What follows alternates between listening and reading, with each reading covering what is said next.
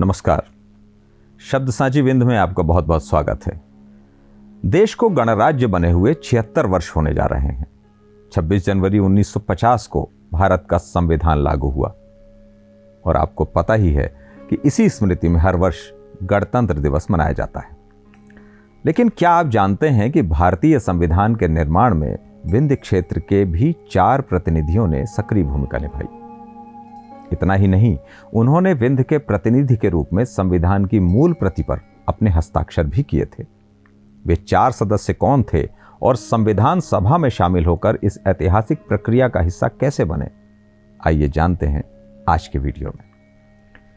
स्वतंत्रता के बाद देश के संचालन के लिए संविधान निर्माण की प्रक्रिया आजादी के पहले से ही शुरू हो चुकी थी। 16 मई 1946 को कैबिनेट मिशन ने संविधान सभा की रूपरेखा तय की थी। 15 अगस्त 1947 को भारत की स्वतंत्रता और विभाजन के बाद संविधान सभा के सदस्यों की कुल संख्या 299 थी। संविधान पारित और लागू होने के बाद भी संविधान सभा 1952 तक प्रोविजनल संसद के तौर पर भी कार्य करती रही।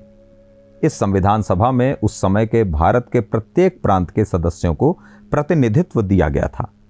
अब चूंकि उस समय हमारे विंध्य प्रदेश का भी अस्तित्व था, इसलिए विंध्य से 4 सदस्यों को संविधान सभा के लिए राज्य प्रमुख द्वारा मनोनीत किया गया था। केंद्र सरकार द्वारा विंध्य प्रदेश के लिए सदस्य संख्या 4 निर्धारित की गई थी और इसके लिए संविधान सभा के अध्यक्ष डॉक्टर राजेंद्र प्रसाद द्वारा विंध्य प्रदेश के तत्कालीन राज्य प्रमुख महाराज मार्तंड सिंह से 4 सदस्यों को नामित करने के लिए कहा गया था। चूंकि विंध्य प्रदेश 2 भिन्न क्षेत्रों बघेलखंड और बुंदेलखंड को मिलाकर बना था, इसलिए यह जरूरी था कि दोनों क्षेत्रों को बराबर प्रतिनिधित्व मिले।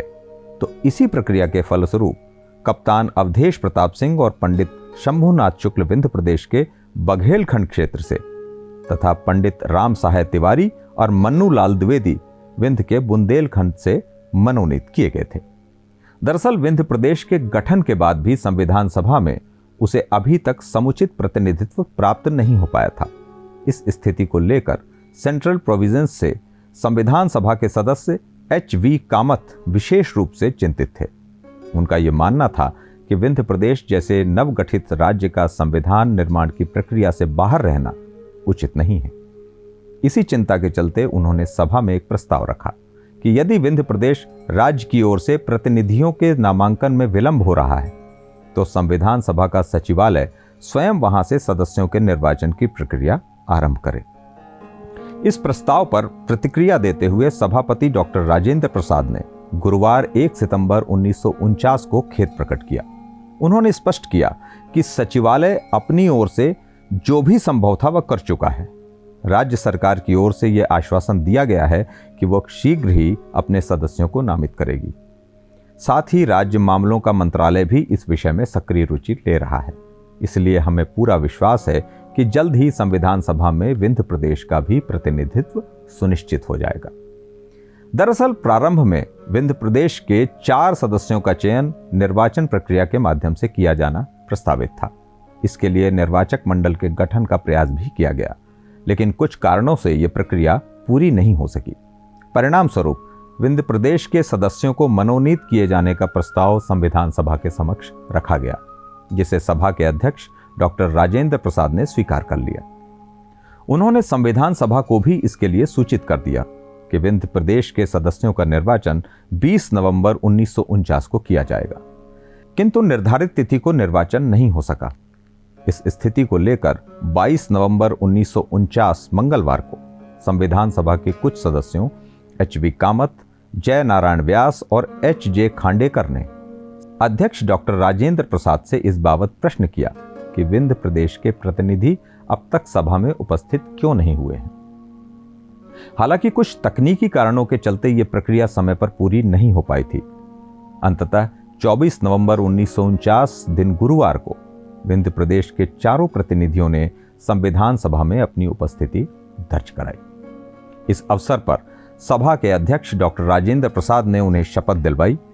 रजिस्टर में हस्ताक्षर करने के पश्चात वे 4 महानुभाव औपचारिक रूप से विंध्य प्रदेश के प्रतिनिधियों के रूप में संविधान सभा के सदस्य बने। अब आइए संक्षिप्त में इन 4 सदस्यों के बारे में भी जान लेते हैं। विंध्य से संविधान सभा में शामिल होने वाले पहले व्यक्ति थे कप्तान अवधेश प्रताप सिंह, जो भारतीय स्वतंत्रता संग्राम सेनानी और रीवा राज्य में कांग्रेस के संस्थापकों में से एक थे। वो विंध्य प्रदेश के प्रथम प्रधानमंत्री भी थे और 2 बार राज्यसभा के सदस्य भी बने थे। जबकि दूसरे सदस्य थे पंडित शंभुनाथ शुक्ल, वो भी विंध्य में कांग्रेस के संस्थापकों में से एक थे। स्वतंत्रता संग्राम सेनानी के साथ ही वो रीवा महाराज के विधिक अर्थात कानूनी सलाहकार भी थे।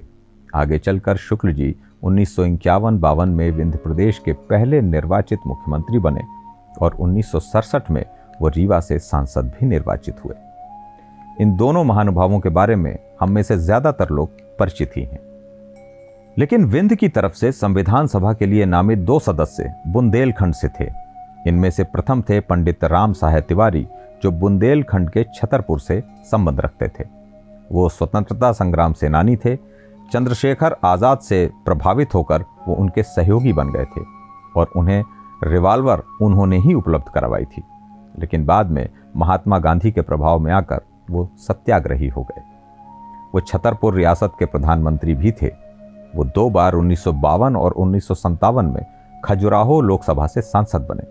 जबकि विंध्य प्रदेश से संविधान सभा में शामिल होने वाले चौथे सदस्य थे मन्नूलाल द्विवेदी, जो विंध्य प्रदेश के चरखारी से संबंध रखते थे। वो भी स्वतंत्रता संग्राम सेनानी और कांग्रेस के नेता थे, जो विंध्य के प्रतिनिधि के तौर पर नामित हुए। लेकिन 25 जनवरी 1950 को चरखारी रियासत विंध्य प्रदेश से अलग होकर यूनाइटेड प्रोविंस अर्थात उत्तर प्रदेश में मिल गई और द्विवेदी जी का कार्यक्षेत्र भी उत्तर प्रदेश ही बन गया। वो प्रथम लोकसभा चुनावों में उत्तर प्रदेश के हमीरपुर लोकसभा से निर्वाचित हुए थे। वीडियो आपको अगर पसंद आया हो तो इसे लाइक जरूर कीजिए और अपनी राय हमें कमेंट में जरूर बताया करें। इसको आगे पहुंचाने के लिए ज्यादा से ज्यादा शेयर करना ना भूलें और अगर आपने अभी तक शब्द सांची विंध्य को सब्सक्राइब नहीं किया हो तो कृपया कर लें और विंध्य के इतिहास एवं संस्कृति से संबंधित ऐसे ही इंटरेस्टिंग वीडियो और ताज़ा खबरों के लिए हमसे जुड़े रहें। बहुत बहुत धन्यवाद। नमस्कार।